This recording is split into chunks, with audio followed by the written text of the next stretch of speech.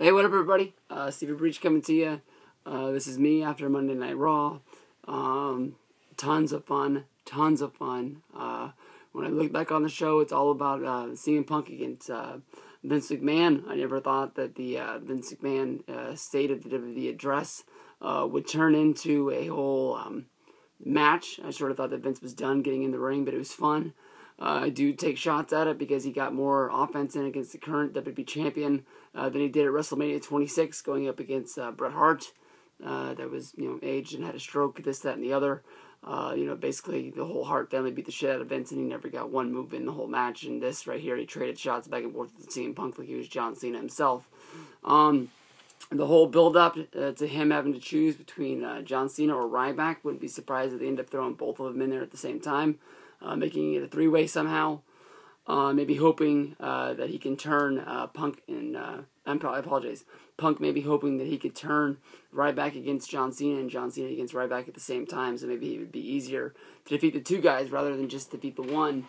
But it's sort of funny that Ryback's in there going up against guys like tonight. He fought Primo and Epico with the lovely gal at outside the ring, and how he's going to go straight from fighting guys like that. He's not even fighting mid-card guys, and he's going straight to fighting for the WWE Championship against CM Punk. And that really is a really big sort of surprise that he's going to get that sort of a push, maybe like he is Goldberg's son himself or something like that. But had a real fun time at the show. Honestly, can't remember a whole lot of the other stuff that they did. It was fun to see everybody beat the crap out of Sheamus, and it was awesome to see the new Nexus team of Jinder Mahal and the one-man rock band and Drew McIntyre beat the crap out of him as well. But I honestly just went there and I had a whole lot of fun at the show, start to finish.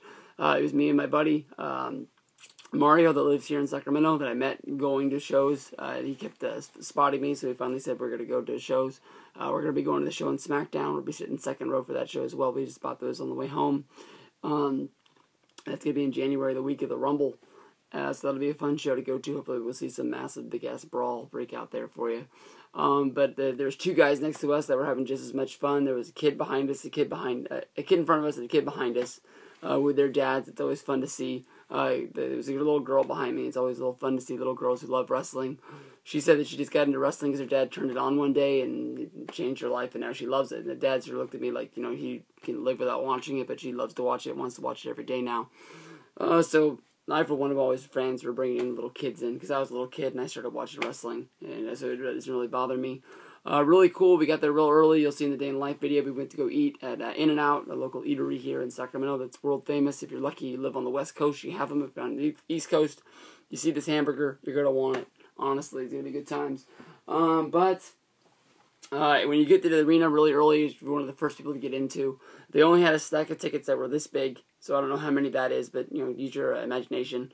They're as thick as the baseball card. They hand them to you. They're $10 cash to the WWE shop store inside. You cannot take them home and use them online, and you have to use them at the store before 5 o'clock. 5:01, they're not worth nothing. Might as well just rip it in half and throw it away.